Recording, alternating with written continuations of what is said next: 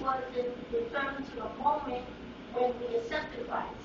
No, he was referring the process of salvation. How is salvation process? When we come to Christ, it is said that we are saved, and that is true. We are saved from the punishment of sin. No longer do we fear what the unsaved will do. Will one day come to realize the frightening reality of hell. In Romans 8:1. You want to turn?